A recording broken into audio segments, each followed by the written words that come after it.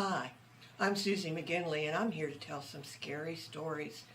Not necessarily Halloween, because scary stories are all over the world anytime. The first one I'm going to tell is a modern scary story about a man who had a terrible dream. This man lived in the suburbs, and he had this horrible dream, though. He woke up in the middle of the night and walked out into the street. And there, coming down the street, was this coach. And it looked odd, and it stopped right in front of him. And the coachman said, "Come, there's room for one more." And then the man screamed and woke up, and he was back in his own bed. And he didn't know why it frightened him so, but it did.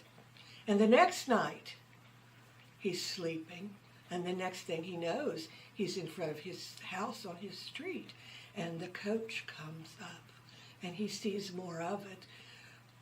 Evil-looking horses, and the coachman just had this very pale face, and the coach didn't look like it had been maintained. And the man, it stops right in front of him again, and the coachman says, "Come in. There's room for one more." And the man again screamed and jumped back and woke up in his own bed. This happened 3 more nights, and he was terrified. And he got to where he just couldn't sleep. Well, it happened that the next day he had to go into the city to do business. And he was up on the 15th floor. And he had finished his business, and he got to the elevator, and he pressed the button, and the door of the elevator opened, and there, standing there, running the elevator, was the man with a white face that looked just like the coachman. And he says, "Come in. There's room for one more." And the man screamed and jumped back just as the elevator doors slammed shut, and the elevator cable broke and slammed 15 floors to the bottom of the basement, and everybody on it died. Wow, dreams, huh? Well, now here's a little poem that's a little odd. It's called "The Little Man Who Wasn't There." Last night as I was going up the stair, I saw a man who wasn't there. He wasn't there again today. I wish he'd go away. That's a nonsense poem. Now, other countries have scary stories that don't necessarily have Halloween. Japan has some of the best scary stories around. This one is a little scary, but it's also a great story about the power of art. Once, long, long ago, in this village, there was a farmer, and he had several sons and daughters. His oldest son was able to help him on the farm by the time he was 14. His little girls were helping their mother do their chores by the time they could walk. But the youngest son was very, very clever, but he was weak and sickly, and they knew he would be no help on the farm. Well, his father said, "I know, perhaps he could become a monk. I'll take him down to the temple, and perhaps he could join the monks, because he is very smart." So he and the little boy went to the temple hand in hand, and he talked to the abbot. And the abbot asked the little boy questions, and he answered them very cleverly. And he said, "Yes, I think he'd be a good monk to teach and to learn the scriptures." Now remember, these are Buddhists. So he took the little boy. Now the little boy was very clever and did his work, but his problem was he was an artist at heart. And the one thing he could draw better than anything were cats. He'd draw happy cats and sad cats and sleepy cats and playful cats and fat cats and thin cats. He could draw cats so beautifully. He couldn't stop himself, and he would draw them on everything. He'd draw them in the books the monks had on the margins. He'd draw them on the the clean walls of the temples. He'd draw them on the shoji screens that the monks had. He drew cats on everything. Well, this did not please the abbot, and he said, "You know, you are just not cut out to be a monk. you would be a much better artist, but I'm afraid we're going to have to send you along because you just won't fit in here." And he gave him a little packet of food, and he started to send him on his way. But he said, "Remember, at night, avoid large places, keep to small." Well, the little boy didn't know what to make of that. It sounded like good advice, but it didn't really make any sense. And so he trudged out of the temple, and he thought, "Well, I can't go home. My father will be so disappointed that I couldn't be a monk.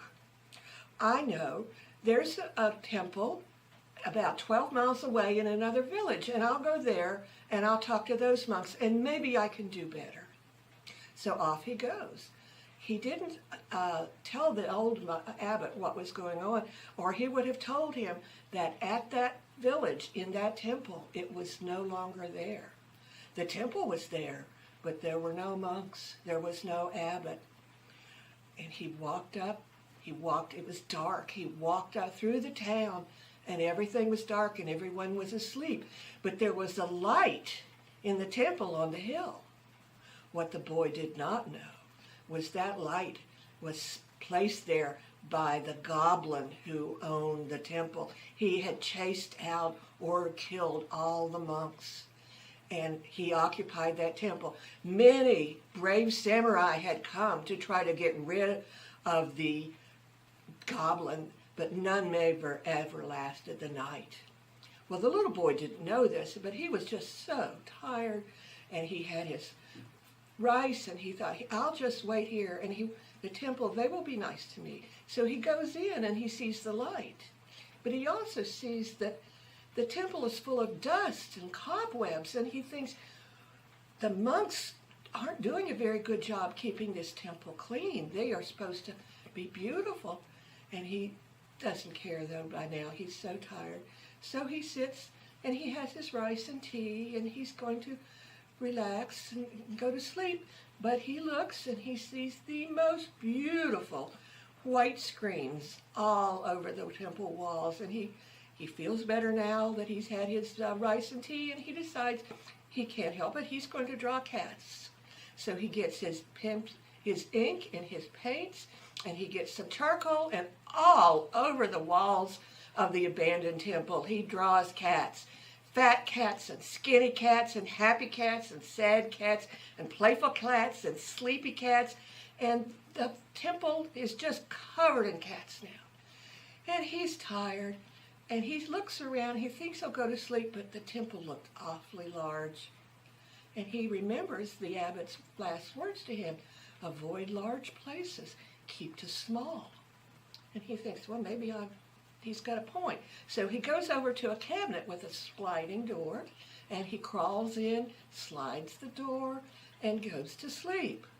In the middle of the night, he hears this most horrible screaming and crying and rending and tearing, and he's terrified at these horrible cries. He just curls up into a little ball. He doesn't want to see what happens. The light that was in the temple's gone out, but the screaming and the crying and the yowling and the howling continues.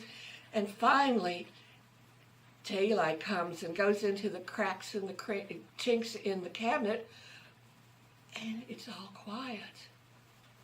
And the little boy slowly opens the door and crawls out of the cabinet and looks around. And it is all quiet, but there's blood all over the place, pools of blood, and laying in the middle of the empty temple is this huge, huge rat.